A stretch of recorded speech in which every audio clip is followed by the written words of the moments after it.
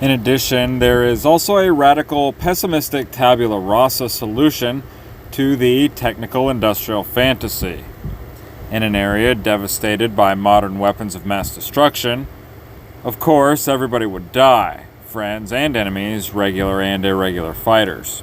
Nevertheless, it is technically conceivable that a few men might survive the night of bombs and rockets.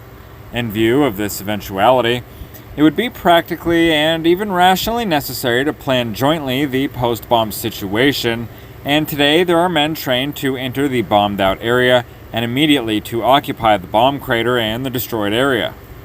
Then, a new type of partisan of world history could add a new chapter with a new type of space appropriation. Thus, our problem is widened to planetary dimensions. It even reaches still further into superplanetary dimensions. Technical industrial progress makes possible the journey into cosmic spaces and thereby opens up equally immeasurable new possibilities for political conquests because the new spaces can and must be appropriated by men. Old-style land and sea appropriations, as known in the previous history of mankind, will be followed by new-style space appropriations.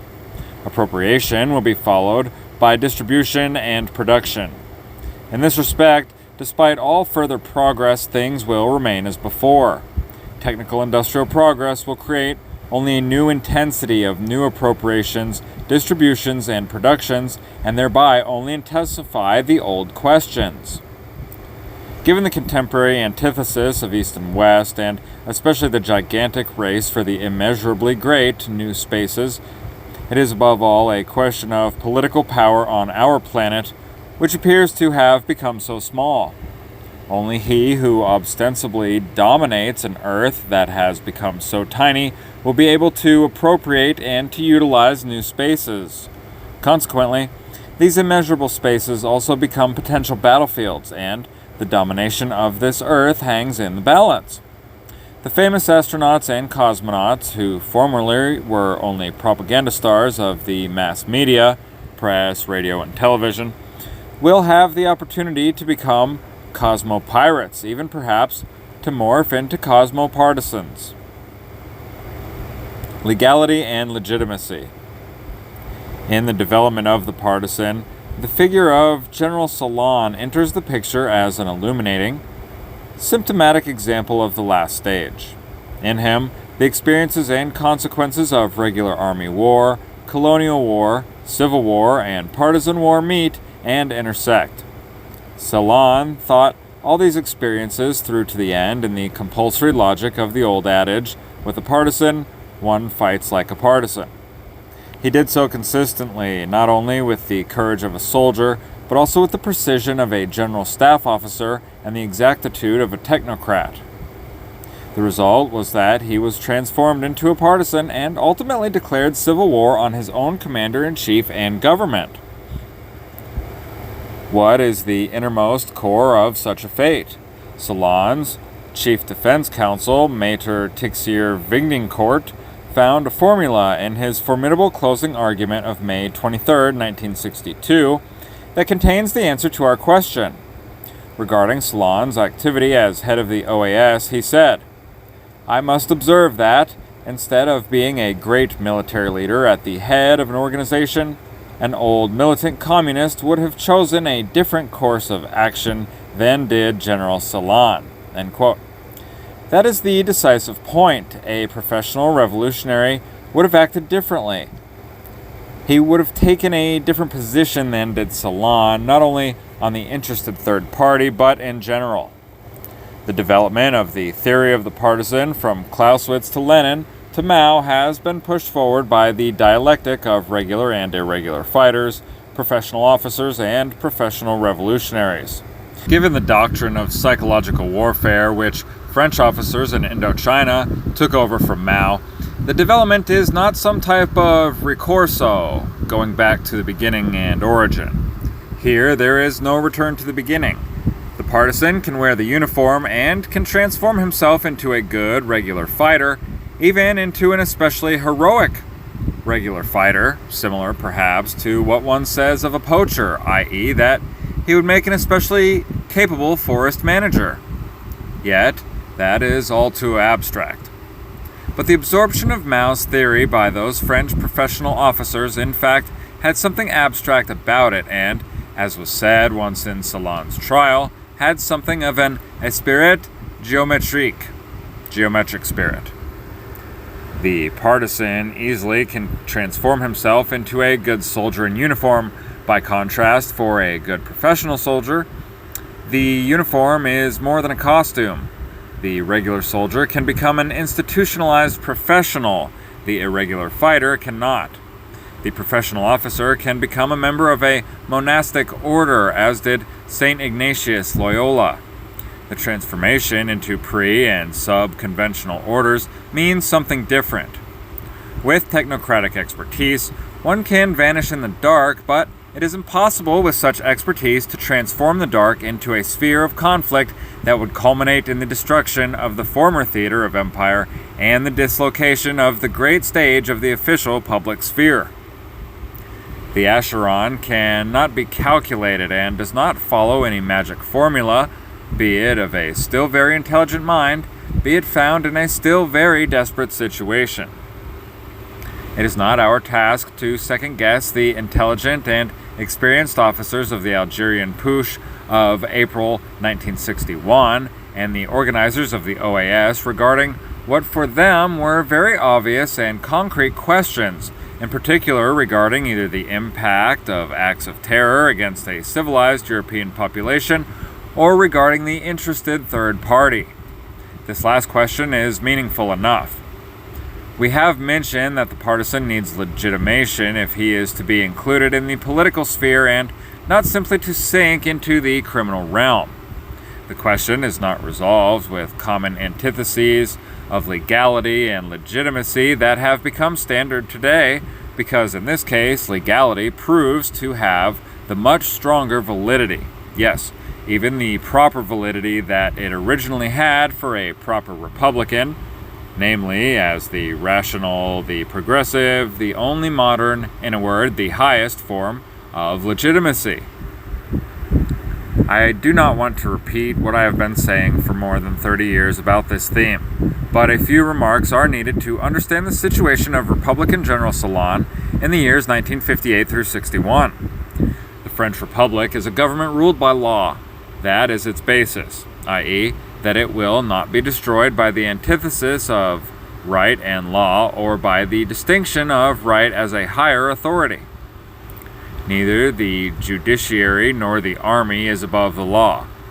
There is a republican legality, and that is the only form of legitimacy in the republic. For a true republican, everything else is a sophism hostile to the republic. The public prosecutor in Salon's trial thus took a simple and clear position. He always and again took refuge in the, quote, sovereignty of the law, end quote, which remains superior to every other authority or norm. If this were not so, there would have been no sovereignty of the law. But there was, and it transformed the irregularity of the partisan into a deadly illegality. In this respect, Salon had no other argument than his statement that, on May 15, 1958, he had supported General de Gaulle in taking power from the legal government, that he then, before God, had committed his conscience, his pairs, regular and irregular, legal and illegal, and his fatherland to the struggle, and that now, in 1962, he saw that he had been deceived and betrayed about what, in May 1958, had been declared to be sacrosanct, and what had been promised. He appealed to the nation against the state, to a higher type of legitimacy against legality. Earlier, General de Gaulle often had spoken of traditional and national legitimacy and had opposed it to republican legality. That changed in May 1958. Also, the fact that General de Gaulle's own legality had obtained only since the referendum of September 1958 did not alter the fact that he had republican legality on his side. Salon was compelled to realize that, for a soldier taking a desperate position, he had to fight regularity with irregularity and to transform a regular army into a partisan organization. Yet, in and of itself, irregularity does not amount to anything. It is simply illegality. To be sure, it is indisputable that today there is a crisis of law and thus of legality. The classical concept of law, whose value alone is to sustain republican legality, is being challenged in theory and in practice.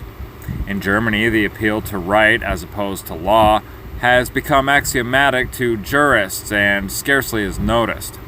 Today, non-jurists simply say legitimate, not legal, when they want to prove that they have right on their side.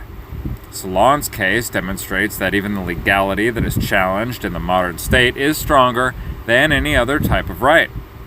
That is a manifestation of the decisionistic power of the state and its transformation of right into law. Here we need not elaborate on this. Perhaps that all will change when the state, quote, withers away. In the meantime, legality is the irresistible functional mode of every modern state army. The legal government decides who is the enemy against whom the army must fight.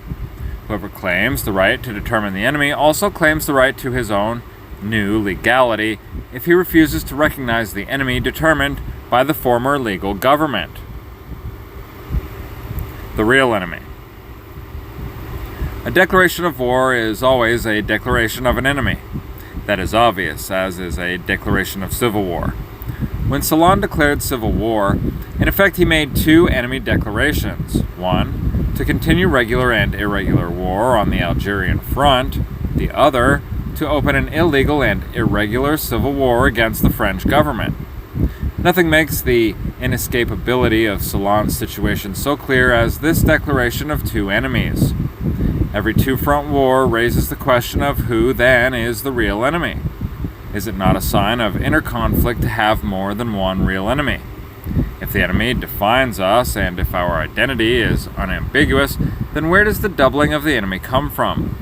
An enemy is not someone who, for some reason or other, must be eliminated and destroyed because he has no value. The enemy is on the same level as I am.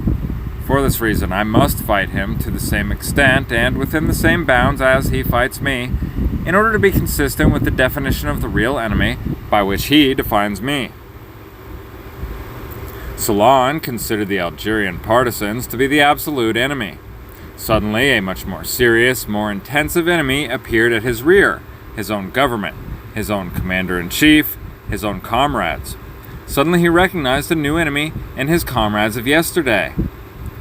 That is the core of Solon's case. The comrades of yesterday were revealed to be the more dangerous enemy. There must be a confusion in the concept of the enemy, which is related to the theory of war. We now turn to a clarification of this confusion at the end of our investigation. A historian would find examples and parallels in world history for all historical situations. We have indicated parallels with incidents from the years 1812 through 13 of Prussian history. We also have indicated how the partisan obtained his philosophical legitimation in the ideas and plans of Prussian military reform from 1808 through 13, and his historical accreditation in the Prussian Landsturm Edict of April 1813. Thus, it is not so strange, as at first it might appear to be, if we utilize the situation of Prussian General Hans von York in the winter of 1812 through 13 as a counterexample to better elucidate our core question. At first, what comes to mind are the enormous contradictions. Solon, a Frenchman of left Republican extraction and modern technical stamp, as compared with a Royal Prussian Army general in 1812, who certainly never would have thought of declaring civil war against his king and commander-in-chief. In view of such disparities of time and type, it appears immaterial and even incidental that York also fought as an officer in colonial East India. However, precisely the striking antitheses make it more evident that the core question is the same, because in both cases there was the need to decide who was the real enemy.